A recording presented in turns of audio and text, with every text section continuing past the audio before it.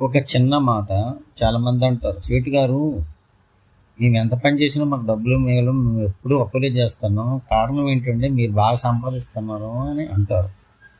అప్పులే చేయడానికి కారణం ఏంటంటే అవసరం లేని వస్తువులు కొనడం ఒకటి, అవసరం లేని ఫుడ్ తినడం ఒకటి అప్పులకి అవ్వడానికి కారణం. పక్కోడు ఏదో చేసేయడానికి మనం ప్రతిదీ చేయాలనుకోవడం అదొకటి. రెండోది అవసరం లేదు. ఇప్పుడు కూరగాయలు రూ. 1000 పెట్టి మటన్ తెచ్చుకొని ఒక రోజులో తింటాం. రూ. 1000 కూరగాయలు ఉంటే మొత్తం వారం రోజులు 15 రోజులు మనం కూరగాయలు తెచ్చుకుంటాం. దాంతో కూడా భోజనం అవుతుంది. వాటి వల్ల కూడా ఆరోగ్యం బాగానే ఉంటుంది. అయినా ఆ రోజు మటను పక్కోడు తిన్నాడు, వారం మటన్ తినాలి, చికెన్ తినాలి, చేపలు తినాలి, నాన్ వెజ్ తినాలి, తాగాలి, తిరగాలనుకుంటే ఎక్కడి నుంచి డబ్బులు వస్తాయి?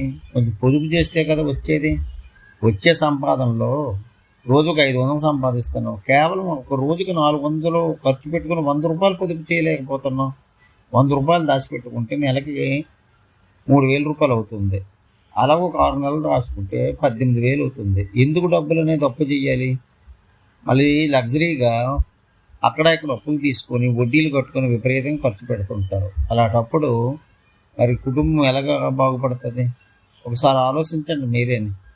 మీరు బాగుపడతారు, మీరు బాగుపడలేకపోవడానికి కారణం ఏంటంటే మనకు అవసరం లేని ఖర్చులు, అవసరం లేని కోరికలు మెయిన్. అది మాత్రం కొంచెం తెలుసుకొని మనం తగ్గించుకుంటే ప్రతి వారు బాగుపడవచ్చు. రూ. 500 రోజుకి తెచ్చడంలో భార్యాభర్తలు ఒక ఇద్దరు పనికి పోతే 800 వస్తుంది. 800లో ఒక రోజుకు రూ. 200 పొదుపు చేయగలిగితే ఆ కుటుంబానికి ఎప్పుడూ మంచిగా ఉంటారు.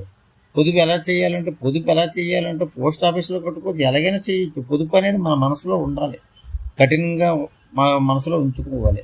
ఆ 200 ఉన్నదని మగోడు తాకడము, ఆడదాయి విచ్చలవిడి అయిన తిండి తినడము, విచ్చలవిడిగా అవి ఇవి కొనడము చేయడం వల్ల వాళ్ళు అప్పుల పాలవుతుంటారు. అది మెయిన్. అది తగ్గించుకునేటప్పుడు మాత్రం ఎవరైనా బాగుపడతారు.